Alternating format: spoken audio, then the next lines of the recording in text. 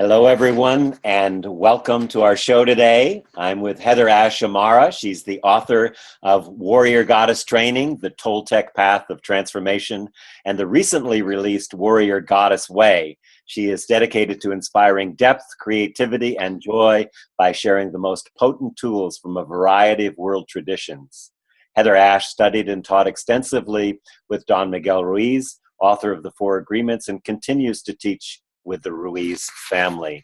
Raised in Southeast Asia, HeatherAsh has traveled the world from childhood and is continually inspired by the diversity and beauty of human expression and experience. She brings this open-hearted, inclusive worldview to her writing, her teaching, and her teachings are a rich blend of Toltec wisdom, European shamanism, Buddhism, and Native American ceremony. Welcome, HeatherAsh.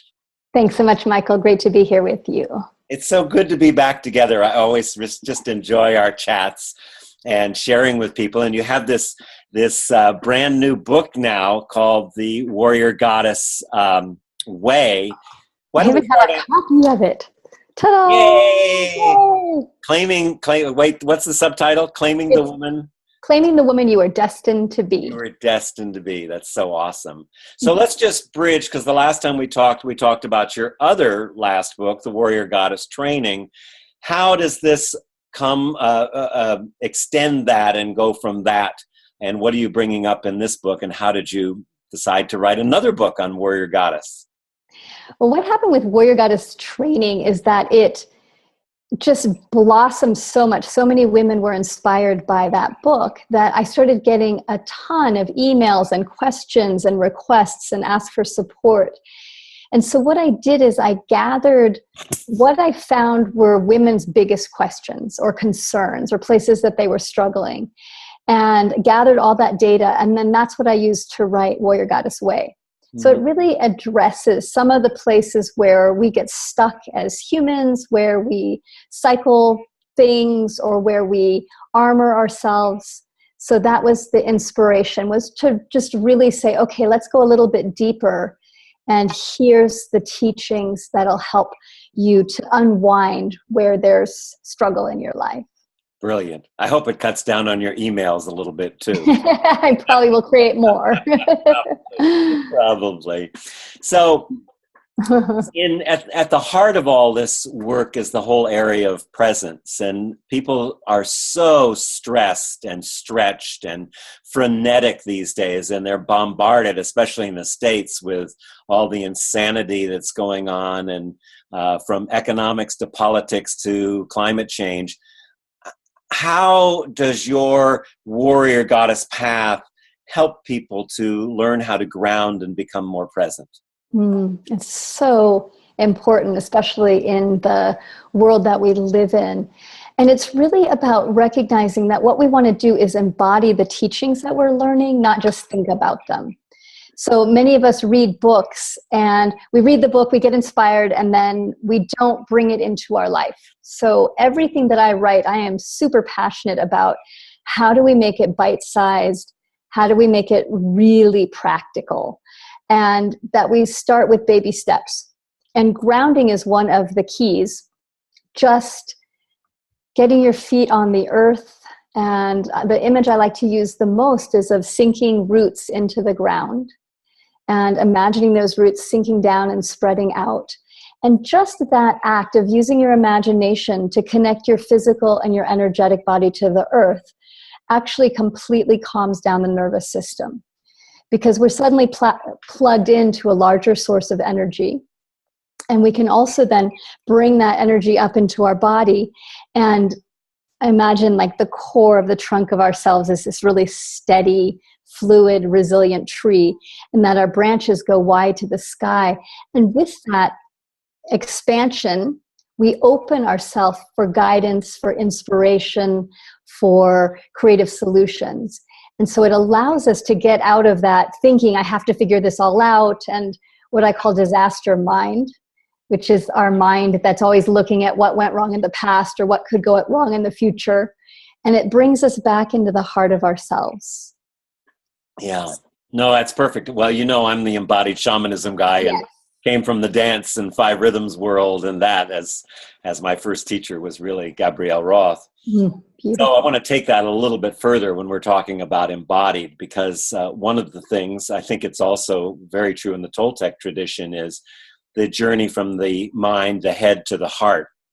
And the other aspect of that, of course, is when we do any kind of journeying from a shamanic sense, we want to take all of our senses with us. So can you expand on that a little bit for our listeners about, in the warrior goddess template that you're creating, speak more about the use of the body and the senses in our own development and awakening? Yeah, the senses are such a great way because they're immediate to show up, to be present, to embody in this moment. And so one of the things I write about in Warrior Goddess Way is how to explore using the senses as a pathway into more present and into more intimacy with ourselves. Because that's what I see we're doing, is we're learning to become more intimate with ourselves, to get to know who is this being, and that we're comprised of four different parts, four different aspects, which is our mental being, our spiritual or energetic being, our emotional being, as well as our physical being. And that there's a way that we're learning to bring them all together. But first we have to kind of take them apart and get a sense of what are each of them up to and how do we clear and clean them. So as we use our senses, as we, for example, start to use our eyes in a new way. So to start to really look around at the world in a different way. And we all get habitual in how we perceive, and that actually causes us a lot of problems because we're not perceiving what's actually happening. We're perceiving what we think should be happening, or we're perceiving from a filter of what's happened in the past. And so using your eyes as a portal to more connection is around shifting up how you see. So I like to play games with myself of, okay, pick a color and then find as many manifestations of that color around you. And you'll be so surprised at, like red, how many shades of red you'll start to see. Another beautiful Toltec principle is to start looking at the shadows rather than the light.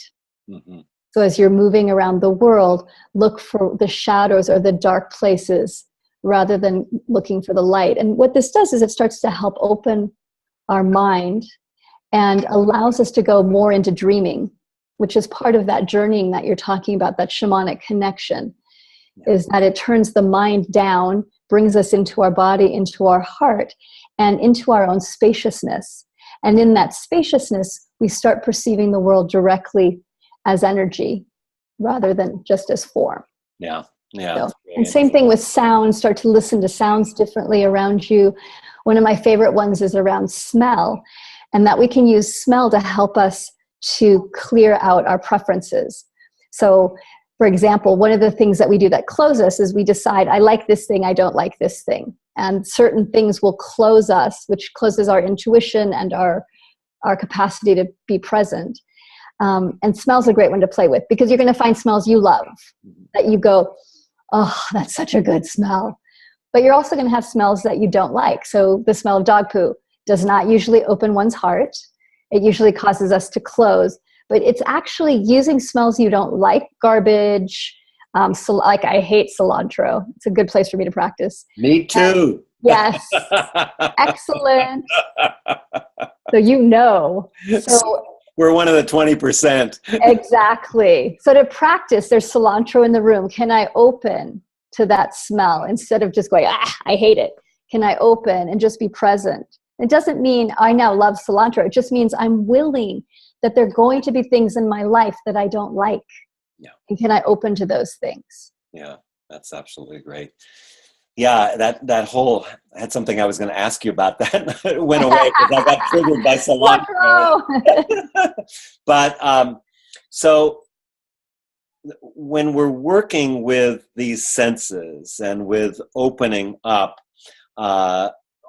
everything, for instance, cilantro will bring forth some kind of memory.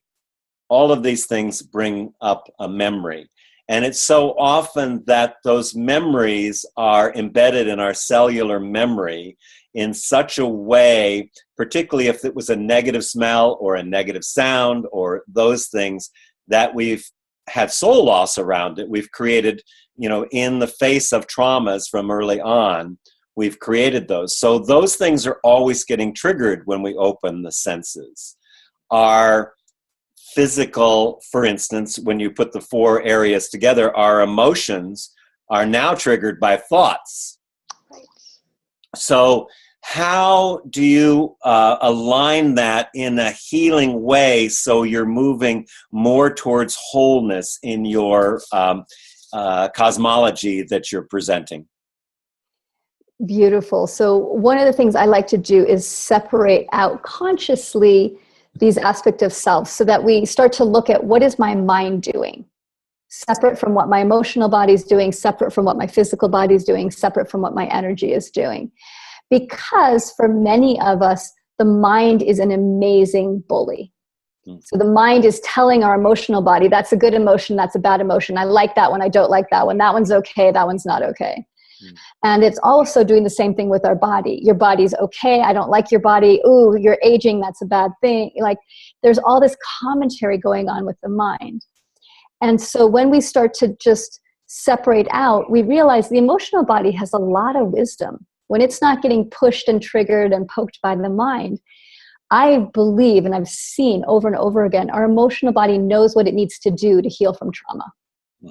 We might need some extra support, but there's a deep wisdom in the emotional body that when we start listening to the emotional body directly, not through the filter of the mind, the emotional body is like, oh yeah, I'm holding this trauma and what I need is to have a huge blanket wrapped around me and just to rock for a little bit so I feel safe, or I need to have a bath, or I need to move and just express this emotion so that it clears out of my system. And it's the same thing with the physical body. Physical body is awesome. And so when we let go of what it should be like and start to show up in our body, then we can really deeply listen to what does this body need? Yeah. What kind of food, what kind of sleep, what helps to maintain and nourish this body? Not the body I had 10 years ago or the body I think I should have, but this actual form. Right. And we also get to listen to our mind and get to see how crazy it can be and how much noise there is that happens in our mind. And I'm just writing about this now. I'm working on a new book about called Awaken Your Inner Fire. So excited about it. And it's about time management and working with your energy directly. I'm just writing about the mind, that when our actions come from our thoughts that are loud and noisy and out of fear, which many thoughts are, then that leads us into anxiety, worry, dragging the past with us. Versus when we learn how to drop beneath the thoughts and really connect to our own stillness, that in that stillness, our wisdom awakens. And again, from that place of deep, still wisdom, we then know what our next step is. And the mind doesn't stop, but we stop believing and listening to the mind as the most important thing. We just realize the mind's doing what it's doing. Good job. And now where do I want to put my attention? And that's a really heart-based, where do I want to put my intent? From my heart, from my clarity, from my focus. Yeah, beautiful. I don't know if you know what Annie Lamott said about the mind, but she called it a dangerous neighborhood and said you shouldn't go in there alone. I love that. So always take the heart with you when you do. Definitely. Love it. The other thing about the mind, there's so many things in what you said here. One of them about those power thoughts that you have, if we really are present to them, we find that there aren't that many repetitive themes. There's not enough, I can't, being scared, fearful, or we were talking about Tara Brach a minute ago before we started, and the trance of unworthiness. Yes. And I'd like you to talk about that, because that's an area you do address in both your books, I think, about these shoulds and coulds and, my feet are too big, or my breasts aren't the right size, right. Or, all these things that we habitually, and the media is habitually hammering us, to know, well, if I use the right toothpaste, or whatever, somehow I'd be loved. So at the heart of it, there's a loss of belonging, and there's some road here in dropping the shoulds and the coulds to a greater sense of belonging to ourself and to the world and web of life too. Yeah, definitely. And how I see it is that we each have created this image of perfection of who we think we're supposed to be. And this I learned from my work with Don Miguel Ruiz so powerfully. And that this image of perfection is a collage of all the different ways that we think we're supposed to be, that we learn from our peers, from our church, from our parents, that are passed down from our ancestors. And so you can never win, because even if you do everything perfectly that all those voices are saying, which you really can't, but if you did, it was endless. It would go, oh, well, we didn't really mean that. We really meant this. So most of us spend our time comparing ourselves to this image of perfection or other people. And the work is to come home.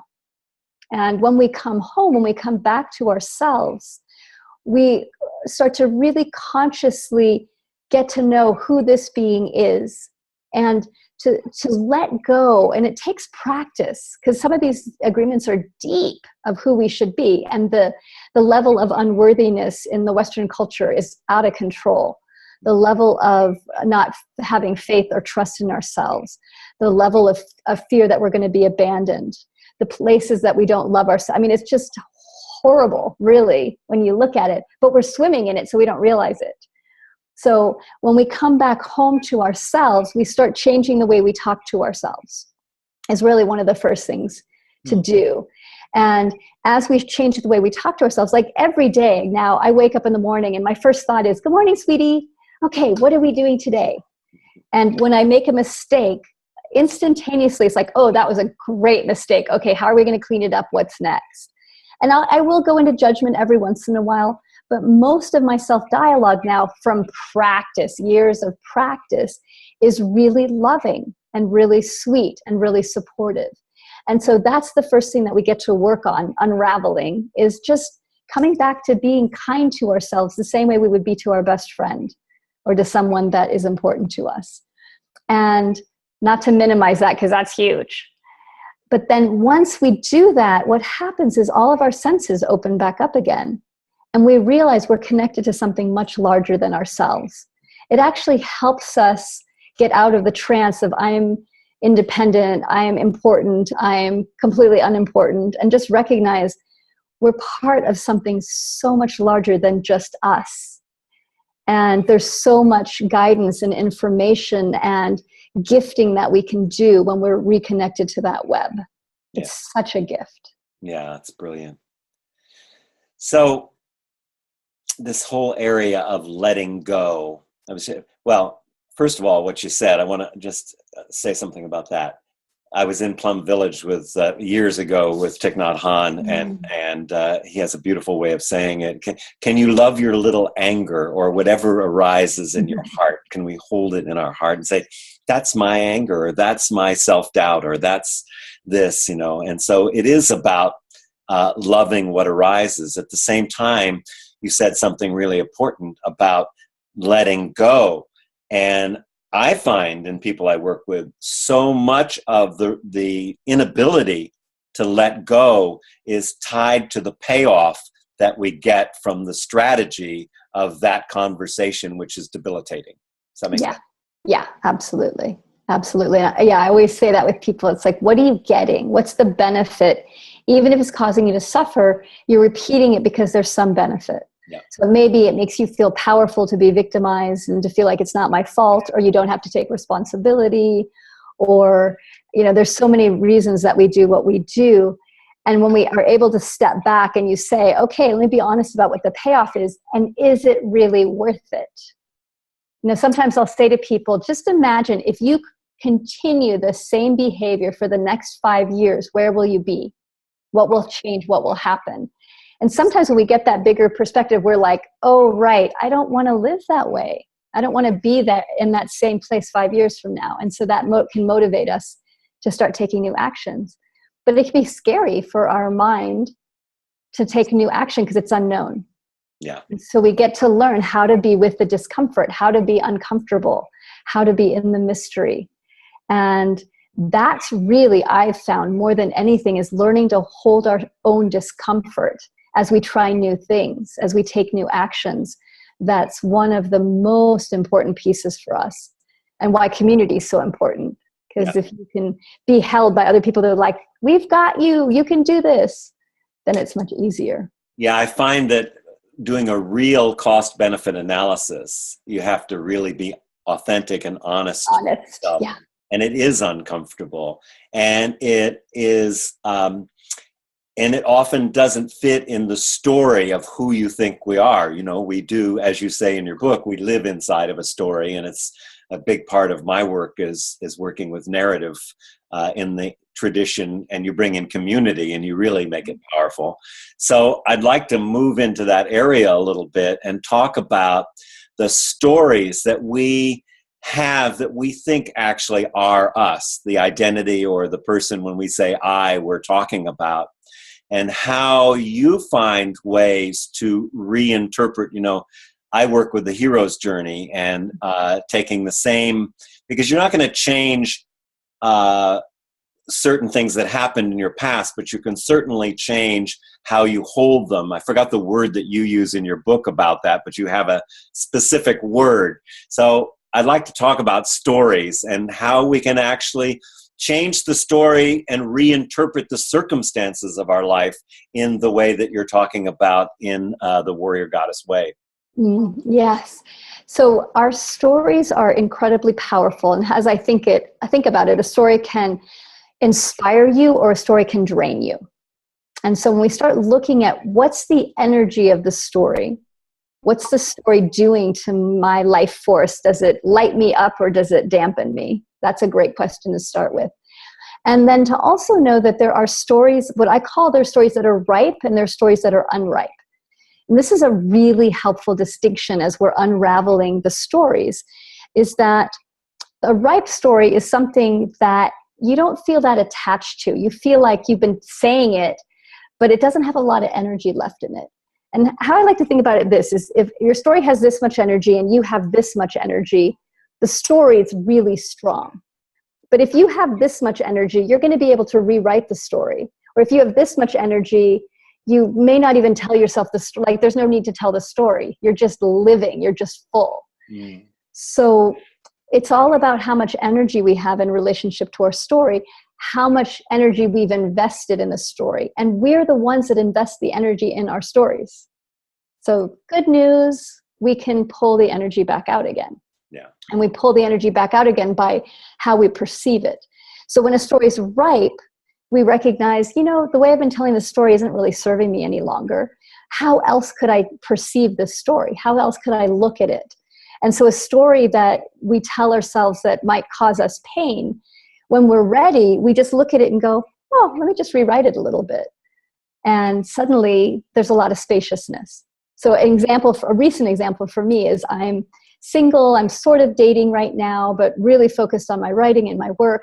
And I'll notice this old storyline that's not my storyline, but I believe it because I'm thinking of it. But was that storyline of like, if you are really whole, you have a mate, and if you're a woman especially, you're supposed to have a partner, and that means you're doing it well. And so I'll watch this story come in and I'll watch myself start to believe, oh my God, I'm supposed to have a partner. I'm doing something wrong. Why don't I have a partner? And the story starts to spin. And I'll just stop myself and I'll go, come back. What's true in this moment? In this instant, are you missing a partner? And almost 90% of the time I'm like, nope, I'm actually super happy right now with exactly what is happening. And so I'll just come back into the present. And the present is, everything's great. I love my life. It's amazing. I don't need a partner right now. Yeah. And so it's just that coming back to that over and over again. So I just rewrite the story of, I love being single, which is the truth. But does that old story just completely disappear? No, I have to keep rewriting it. Yeah.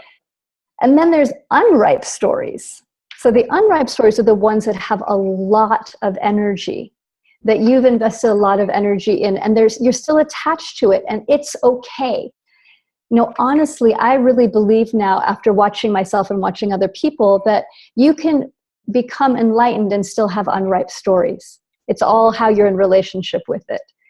And unripe stories, you learn to love them exactly the way they are. So for me, an unripe story that I have that reoccurs is that I need people to like me, and if people don't like me, they're going to abandon me. So that's old childhood. Like there's a lot of story behind that. And I notice it reoccurring. And I went through a phase where I'm like, I have to clear this so it never shows up again. And one day I realized, I'm just like, you know what? It's just not ripe yet. It's a deep one. So now when it arises, I love it. And I play with the tools to ripen stories, which is the same tools to ripen fruit. So if you have a piece of fruit that's unripe, one, patience. It's going to ripen eventually or not. And it doesn't mean it's bad fruit if it's not ripe. It's just unripe fruit. Not a big deal. You also can put it in the sun.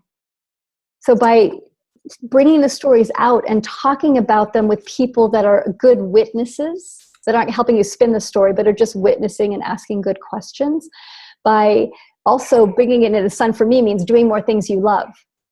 Just doing more of the things you love will help to ripen stories. Putting it in a bag. So for me, that's about when you put fruit in a bag, it actually off-gasses and helps to ripen itself. With me, with people, like sometimes you just need time alone to just sit with the story and just digest it and just really look at how you're holding it, what's it doing, where did it come from. So you just need some isolation, some alone time. And also putting fruit next to other ripe fruit helps it ripen. And this is one of my favorite ways. Put yourself next to other ripe people. So whether that's reading books, listening to videos, being around people that are ripe in particular areas, so they don't have to be ripe completely. You don't have to like find this person has ripeness everywhere. You just need to find someone who's ripe in the area that you're working on, and then just spend time around them. And that will help you to also ripen as well. That's great. It's such a great metaphor. I love it. Isn't it? I love it too. I tell people, do you want to be a spirit carrier in someone else's opera, or do you want to be the author of your life? Nice. Kind of cuts to the chase. It does. But it's true, and one of the things, you brought out so many things there, but one of the things that I think is important for people to get to, and I'd love your thoughts on this, is how resistance to any part of your story causes its persistence. You wouldn't be resisting it if it wasn't. You only resist it if it is, or if you're bringing it to you in that moment in time, in the present. So talk about dealing with our resistance to change and growth. Mm-hmm. So resistance is a kind of closure, and it often has an agreement with it that says this shouldn't be happening, this is not okay. And I love what Byron Katie says. She says, you can argue with reality, but reality is only going to win 100% of the time. So we know that, but we still go into resistance. So what I've learned to do is to open to the resistance. So you'll notice yourself resisting something. And instead of just pushing against it, if you can open and just name, I'm resistant. Let me open to my resistance. And let me open to what's happened just a little bit more. Same thing with fear. I'm afraid of what's going to happen. Okay, can you open to your fear?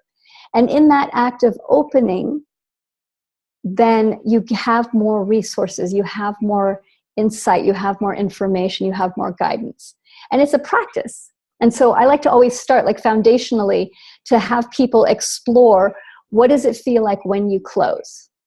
So if you just think about a time when you got triggered, where someone did something that upset you, and feel the sense of closing, contraction, armoring, and what that feels like in your body. So you can get a physical sense of what happens in your body.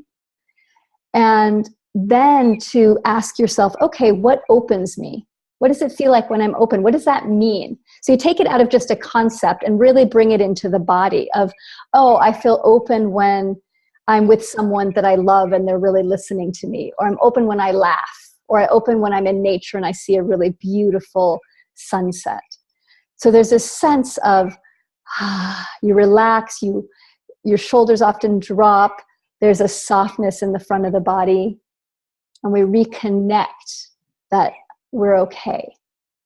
Yes. And so as you learn, oh, right, closure, then closure, instead of going, oh, I shouldn't be closed. And this is what so many of us do on a spiritual path, right? We're supposed to love everybody all the time. And then we go, I'm not loving. What's wrong with me? Why aren't I loving? I just, was mad at this person. Oh my God, I'm not supposed to be mad. And we just close to ourselves. Yeah. And so instead to just open to, wow, I just got really pissed off. What's going on, sweetheart? And then the places that you've affected other people, go clean it up, go apologize, go do whatever you need to do. Not from, oh, I'm so sorry, I'm so bad, but just, hey, I'm sorry, I know that had an effect on you. And here's what's going on with me, and I apologize. And that you can then work things out with people and with yourself. So you learn as you go along. Yeah. Open to your mistakes, open to your fear, open to your closure. It's so brilliant. I love what you're saying. And I want to underline a part from you've mentioned a couple times, and I think it's really important, and that is the relationship of our story to community. In the ancient traditions, that when a shaman was working with an illness or any kind of healing in the community, it wasn't the shaman and just the person, it was the entire community participated in that. And they participated in it very quickly after the incident, whatever kind of soul loss or whatever happened, which sometimes we carry it 40, 50, 60 years. Yeah. You're dealing with that. So there's an aspect of having to change our story in the listening, which is, I know, an area that you work with a lot, in the listening of the community. In other words, we have to shut up about, I'm so broke, I'm so busy, I'm so this, and promoting it and training our community to think of us as poor, lonely, ineffective, Yeah. I mean, all these things that come out of our mouth, it's like that, I create as I speak, abracadabra, we're creating out there. So can you talk a little bit about the power of listening in relationship to community and how to alter the listening in your community when you're trying to change something? Because if you don't, it's like going home to your parents for Thanksgiving dinner or Christmas dinner. First of all, it's not an option. Secondly, you are suddenly 5 years old. And third of all your siblings are reinforcing the jerk that you are or believe you are. So how do you deal with that aspect of not being a separate entity, but really always, even if they're not there, being part of a community? It's such a great question. And it really stems from how you're listening and taking in what other people are saying. Like, are you eating it, or are you just going, oh, that's their opinion? And so when you're within conscious community, I love playing games within conscious community where we'll set up things where if anybody says something that's negative or something that's out of fear, like we did this at the Warrior Goddess Weekend. This was so fun. Anytime anybody apologized, we all made the agreement. The moment they apologized, we were to say to them, "You're beautiful." It was fabulous. And it just shifted. So we were listening for the apology, but instead of like, you shouldn't apologize, that's bad. Stop apologizing. Stand up for yourself. We just immediately, people, "You're beautiful." And what happened is everybody lit up and giggled and let go of the sense of apologizing and just showed up as themselves. And so you can play games within your community. If you notice that maybe your community focus right now is around feeling abundant rather than all those old patterns of, we don't have enough time, this is such a struggle, it's so hard, we don't have enough resources, that you start to play different games. Another one of my favorite ones is called What If Up. My friend Mindy Odlin created this. And what we often do is what if down. What if it doesn't work? What if, we get in trouble for doing it? What if we run out of resources? And what if up is, what if this is the most amazing day of our lives? And what if we have all the time we need? And what if when we go towards the thing that we're trying to create, there's abundance of resources and there's a ton of people that want to support us and work with us? And what if this is so much fun as we're doing it? So you just start playing with each other. And I found making it fun is really helpful, because part of our pattern in communities is to start like pointing fingers at each other, and that doesn't feel good or work really well. So making it a game is really helpful. And that place of listening to guide each other to where you really want to go, rather than to the habit. Yes. That's familiar. Yeah. Well, in the background, I also hear another subject area I know that you're covering in the Warrior Goddess Way, and that is the whole area of forgiveness. Yes. Maybe you could speak to that, because you can hear it in the background, but you haven't directly mentioned that. So let's talk about forgiveness. Yes, so crucial. So we start by giving ourselves permission to forgive ourselves for what we've done in the past. And I see this as tied to apology as well. So these are kin things to work through. So for many of us, we get habituated to just apologizing for everything. Like somebody steps on your toe, oh, I'm sorry. And this is especially true for women, but I also know this happens for men as well. And so what happens is we start apologizing for our very existence. Yeah. And to change that means that we forgive ourselves for the ways we've used things against ourselves. So for the ways that we have felt like we don't deserve to live, or we don't have any gifts, or the ways that we've judged ourselves fiercely, or the ways that we've compared ourselves. So beginning to just forgive ourselves and to say, I didn't know. It's what I learned. And that I forgive myself for the places that I've hurt myself. I forgive myself for the places that I've abandoned myself. I forgive myself for the places that I've abused myself through my words or through my actions. And it's, as you know, so many things, we're unraveling old patterns. So it takes time, it takes patience, it takes coming back to it. And to just chew on, what does forgiveness mean to you? And I have a whole list in Warrior Goddess Way of what forgiveness is not, like the kind of the myths around forgiveness. So one of those myths is, if I forgive, that means that I'm condoning the other person's behavior or my own behavior. That's not true. You're forgiving because you don't want to carry the weight of that energy with you any longer. It's for us. Yeah, for everybody, right? But it doesn't mean, oh, yes, I agree with their behavior. So sometimes people that have had big abuse in their past or really difficult situations, they're like, I'm not forgiving them. They hurt me. Why would I forgive them? As if that would cause harm to the person that you're, it's the old thing about, if you throw hot coals at someone, you're sure to get burnt. You may or may not hit them. Right, exactly. So it's like, drop the hot coal. And it doesn't mean you say, yes, I agree with what happened. It just means I don't want to carry it any longer. I don't want to carry that heavy weight in my heart, in my being. Another myth that we have around forgiveness is that if we forgive ourselves, that we'll never then have we'll just kind of stay stagnant. We won't change anything. Like, we're using forgiveness as like a carte blanche. We can do whatever we want to. And that's not true either. What I've found is that the more we forgive ourselves, the more we start acting from love rather than fear. And when we act from love, our moral code goes up rather than down. We recognize what an impact our words and our actions have on other people. And so we become more impeccable, I've found, rather than less. Yeah, that's true. That's great. So let's talk about, you have a number of areas in your book where you talk about authenticity. And it's interesting how, we tend to love people who are truly authentic. The wild aunt that, wears the lampshade on her hat, or, the uncle that just does crazy things, but he's just who he is. And it feels like we're carrying so much baggage that it's very hard for people to show their authentic self. Like, I'll wait for you to show a little bit. It's that old Johari window kind of thing.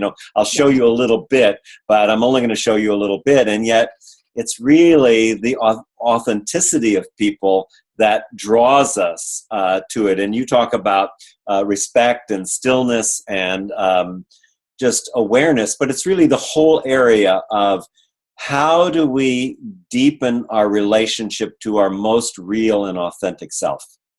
Yeah, absolutely. And sometimes we can get caught in thinking, okay, I have to figure out what authentic is.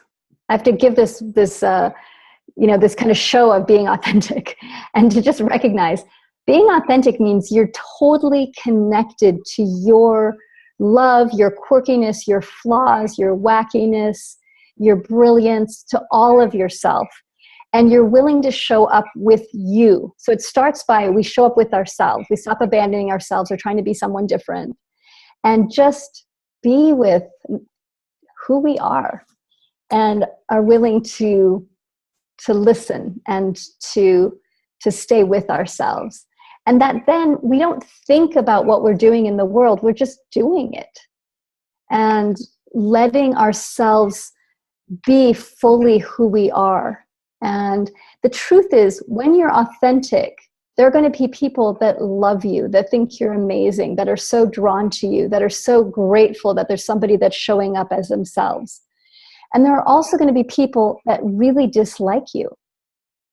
They don't like who you're showing up as. They want you to be someone different.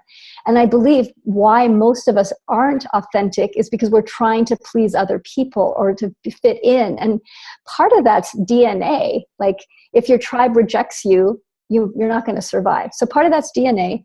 Part of that is culture, peer group pressure, all this thing of I want to be liked, I want to be okay. And part of it is a place we've just rejected ourselves because we don't give ourselves permission to be who we are. And so the idea of, oh, I'll be authentic and then I'll be accepted everywhere, not true. Right. When you're authentic, you don't care. You're like, great, you don't love me? Good for you. That's fine. You don't feel people have to love you. You're just being who you are. And, the other thing I found that happens with authenticity is that we have so much more joy that arises inside of us, so much more spaciousness, so much more compassion for ourselves and others. And that we're also able to really listen when we want to make a connection with somebody. We're able to listen to what will help bridge in this moment. And that doesn't mean we shut our authenticity down. It just means that we're listening really careful for what can they hear. Well, it's always present tense. You can't plan to be authentic. Right, exactly. It's always present tense. It's what's happening now. It's the gestalt. It's the how now. What's happening right now, and what is it that I'm either expressing or not expressing. So it's the mystery. Back to the very beginning that we were talking about. It starts with being present, being grounded, and knowing what's going on and seeing that. Yeah, and standing in that place of mystery and not even knowing how you're going to react or what you're going to do. And I love that. It's so fun because then you just show up with what's here, what's needed here. Who are you? Who are you bringing? And it's not a thought. It's because you're deeply connected to yourself, to spirit, to the web of life in this moment. And you're bringing forward what's needed or what's within you. And we also can use that to anchor the new story that we're stepping into. Yeah. So, it's not just about authentic. It's all those things that we're opening to. And so powerful in the community to suddenly be saying what's really there for you. And people are going, whoa, who is this person? I don't know them anymore. Yeah, exactly. And how great. We created a mystery of ourselves. Yes. Yeah, exactly. And we really begin to love more and more the mystery that we are. So we fall in love with that unknown as well. Instead of, I have to figure out who I am. Who cares who you are? Yeah. Your life. It's so awesome. It's so fun. Yeah. We're getting close to the end of our time, and I would be really remiss if I didn't talk about relationships. And of course, the whole thing, your yes in relationships. So share with us a little bit about that aspect of your new book. Well, the Warrior Goddess Way has 3 sections: way, wisdom, authenticity, and yes. So we've gone through each of those. And the thing that the third section, the yes section, is about learning to say yes to what's arising. And in relationships, it's such a dance when we're in relationship. First, we're always in a relationship with ourselves first. So how do we learn to say yes to all of us? And then as we relate with others, that we're learning how to be vulnerable, to communicate what's going on for us, and also to recognize everybody's totally different. And that we learn to say yes to where people are. Instead of saying, you shouldn't be doing that, or I need you to be a different way. How do you find your yes, even when something's happening that you don't like, or you wish someone was different? And it takes super practice. And again, doesn't mean you agree with them, but it means you're showing up in the yes of this moment. This is what's happening. And in that way, you're present. Yeah. And everything becomes a celebration. Even when difficult things arise, it's like, okay, I'm in for life. That's how I think about it. Like, I'm stepping in. I'm a yes. It's like the thing you were talking about, quit arguing with reality. Right. Yeah. Well, any last words that you'd like to say to our listeners and viewers today, just about the book or anything else about the evolution of our own consciousness and being in the world? One thing is to just keep taking little action steps. So sometimes as we start to learn new material or get excited about what we want to change, we start using things against ourselves. And like, I know in our community, I always lead with this of like, have women start with, if I was a good warrior goddess, I would. So this idea that we create of like, if I was good, then I would be doing it. If I was a good shaman, then I would be doing this. If I was a good warrior goddess, I'd be doing this. So to keep busting ourselves basically, and just realize there's no rules. We're making up the rules. Yeah. And as we witness what rules we're creating for ourselves, we can then dismantle them in a really good way. And also get community, create community around yourself, whether that's online through listening to beautiful podcasts like you do, Michael, to doing whatever it is, find community that's like-minded that will support you on your journey. That's just crucial. And I want to share too that I'm creating this Warrior Goddess 21-day giveaway to celebrate the launch of Warrior Goddess Way, to celebrate my 50th birthday, which is coming up. Yay! It's so exciting. And so that starts October 3rd, but it's also going to be ongoing. So whenever you listen to this broadcast, you can learn more about the 21-day giveaway and fit in wherever it is, because I'm going to make it so it runs constantly, basically. But it's a really beautiful way. There'll be a word, a little teaching, a little audio every day. So there's a focus, beautiful artwork. And then between October 3rd and 24th, I'm doing this crazy fun. Every day we'll pick a winner that we'll mail a prize to. So for 21 days. So and people can find that at your website, HeatherAshAmara.com? Yep, HeatherAshAmara.com, or my Facebook page. I have an author page, HeatherAsh Amara.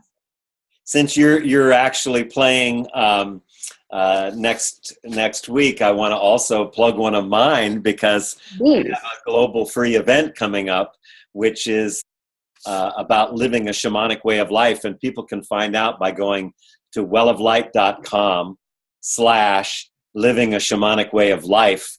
And in the living shamanic way of life, there's a dash between living a shamanic way of life /. So that's a free event, global event on the 12th at 5:00. So I'd love to let our listeners know about that. And I always just love you so much, just connecting with you. We have to meet in person. Yes. And sometime soon, because it's just really, you're such a gift, and your work is just brilliant, and your writing is so beautiful. I'm just so grateful to have this time with you, and thanks so much for taking the time to be with us today. Thanks you so much, Michael, and blessings on you and all the beautiful work that you're doing. And I hope that a lot of people, which they will come to that incredible shamanism gift that you're giving. So yeah, it's already an amazing turnout, and hopefully the whole infrastructure of technology will hold how many people we have. So that's always the fun part. Great blessings. Same to you. Bye bye, everyone. Thank you so much. Take care. Thanks.